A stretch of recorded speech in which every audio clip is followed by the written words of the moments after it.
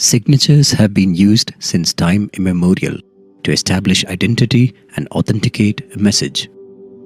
Signatures have undergone transformations in each era, from impressions to intricate seals to scribing one's own name. In this digital era, signatures have manifested in the form of digital signatures. Armed with legal sanctity, digital signatures are being adopted widely across applications, domains, and sectors. Let's see what the desired properties of a signature are. A signature needs to provide assurance of identity of the signer. That's authentication. It needs to provide credible evidence that the signer had indeed involved in the act of signing and could not deny it later. That's non-repudiation. It should also provide the assurance that the contents or data has not been modified since it was signed, and that's integrity. Hence, a digital signature has to achieve the aforesaid properties in a medium where copying and modification of a document or message is as simple as a click, and where transfer of data is measured in seconds, and that's the major challenge. This is where the concepts of cryptography help us to firmly establish the authenticity of the digital signature, integrity of the document, and also provide the non-repudiation ability. In a handwritten signature, though the process of authentication is fairly simple and generally done by visual comparison with a specimen signature, the reliability of the process is a question.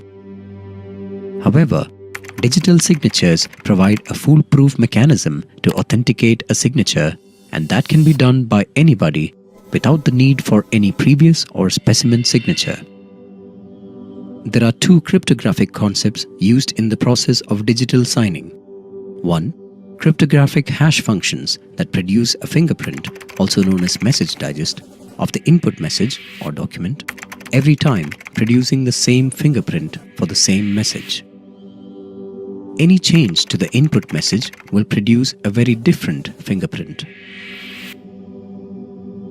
Another most important characteristic of hash functions is that one cannot retrieve the original input using the fingerprint. It is very much similar to a fingerprint of an individual that captures the uniqueness of an individual. Like a fingerprint cannot be used to create a sketch of the individual, a message digest cannot be used for constructing back the original message. Hash functions are used in many applications, including the ones that we use daily for logging in, where only the hash value of the passwords is stored in the application. The second cryptographic concept that comes to play is asymmetric key cryptography. In asymmetric key cryptography, algorithms such as RSA, DSA, and similar ones use two large prime numbers for generating public and private keys. This key pair functions in a very unique way. That is, if you encrypt a message with one of the keys, you can decrypt the message only by using the other key. One of the keys is kept private, while the other key can be shared to anybody and is referred as the public key. An analogy could be a lock with a special pair of keys designed in such a way that if you lock with one of the keys, then only the other key in the key pair can unlock it. Another important aspect of these keys is that though they are mathematically related to each other, it is computationally infeasible to deduce one of the keys from the other key. That is, one may not be able to derive the private key by using the public key, or the other way around. A key pair is issued to an individual and is used to uniquely identify that individual through the public key of that key pair. A digital signature for a message is created through the following process. The message is fed to the cryptographic hash algorithm that produces a message digest. The message digest is then encrypted by the signer using his private key. This digital signature is then appended to the message. Anybody who wants to verify the authenticity and integrity of the digitally signed document now will perform the following steps. The received message is fed to the cryptographic algorithm that produces the message digest. The digital signature that came along with the message is decrypted using the signer's public key that produces the message digest computed by the signer at the time of digital signing. If both the message digests match, then the document has not been tampered, integrity is assured through message digest, and the claimed signer had indeed digitally signed it. Authenticity is assured as the public key of the signer was able to successfully decrypt the digital signature. Let's look at the important differences between handwritten signatures and digital signatures. A handwritten signature is user-dependent, meaning the signer is not going to change his pattern or style of signing based on the content of the document. However, a digital signature is both user and content dependent, meaning a digital signature will vary based on the user, based on the private key and the content. Hence, if you digitally sign a message, the digital signature would be different for different contents of the message, as message digests would be different. If you and me sign the same content, then also our digital signatures would be different, as our private keys would be different. Therefore, the digital signature is a number that is derived based on the signer's secret, private key, and the contents of the document. A digital signature can guarantee integrity and authenticity of the signed document. But what if the signer later denies digitally signing a document by claiming that the private key used for signing is no longer used by him, or saying somebody had misused his private key? We need a reliable and trustable mechanism such that once a signer digitally signs, he or she cannot later deny it. That is, ability for non-repudiation. Here comes the concept of certificates that can certify the public key of an individual. But who can issue this certificate? A certifying authority, CA, issues the certificate to individuals after verification. But how can a CA be trusted? In fact, we need an authority that can be trusted by everybody. In India, we have the CCA, Controller of Certifying Authority, the apex organization that licenses and regulates the certifying authorities, CA, as per the Indian IT Act. So, any CA trusted by CCA can be trusted by us. As an individual, generally referred as subscriber, we can approach any CA licensed by CCA and obtain a digital signature certificate called as DSC, who issues it after verification of our credentials. Once a DSC is obtained, one can digitally sign documents that carry legal sanctity as per the Indian IT Act. A DSC is also a digital document that contains information about the user and his or her public key that it is certifying, and the details about the issuer of the certificate. Each DSC is digitally signed by the issuer. CAs form the pillar of PKI infrastructure.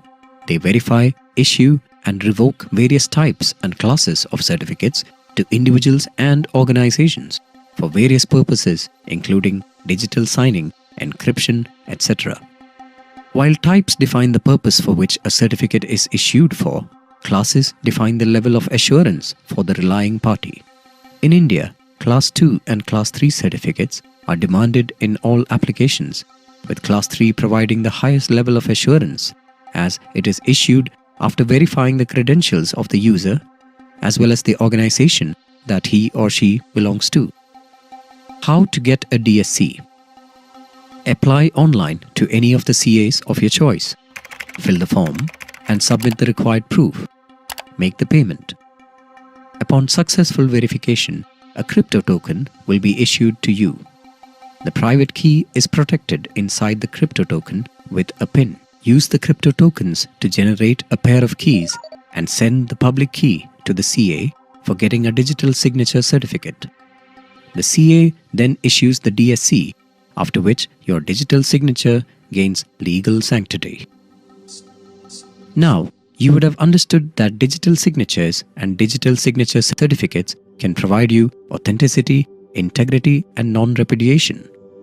Sometimes, you may also need confidentiality or secrecy of communications. This too can be achieved by the public key infrastructure again using the concepts of cryptography. Let's take an analogy from the asymmetric crypto system to understand this. If somebody wants only you to access a room, a resource, or a document, that user can lock it with your public key, ensuring that only you can unlock it with your private key. This way, the secrecy of the communication is achieved and only the intended recipient can decrypt it. There will be several instances where you need all the elements of trust to be in place, namely confidentiality, authenticity, integrity, and non-repudiation in a transaction. An example could be an e-procurement application, wherein the secrecy of bid is required along with the authenticity and integrity of the bid. This is achieved through a process called sign-cryption. Sign-cryption is similar to the following analogy. Consider a situation where you want to rent a house, but you could not physically meet the house owner. How will you unlock it? Also, how will you verify the house belongs to the person who you assume is the owner? This is how you do it. The owner locks the room with her private key. This ensures that only her public key can unlock it. This proves her ownership of the house. Then, the owner covers the lock with another lock and uses your public key to lock the second lock.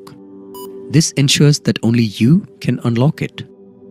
Now, for you to gain access to the house, you need to unlock the outer lock using your private key and gain access to the inner lock. Then, using the public key of the person, you can unlock the inner lock.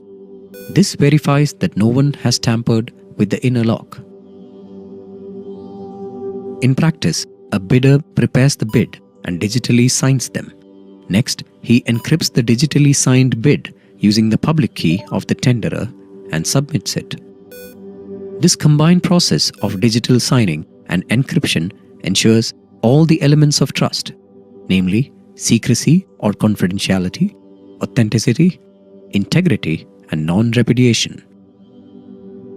To summarize, for digital signing, one uses his or her own private key, and for verification, the verifier uses the signer's public key. For encryption, one uses the receiver's public key, and the receiver will then use his or her private key for decryption.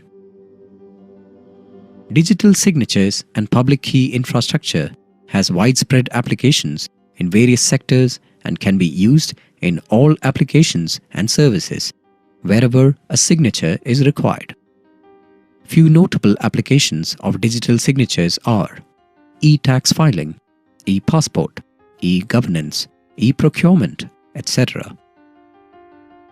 Digital signatures and PKI has the potential to bring in transparency, accountability, and can provide significant time, cost, and effort savings.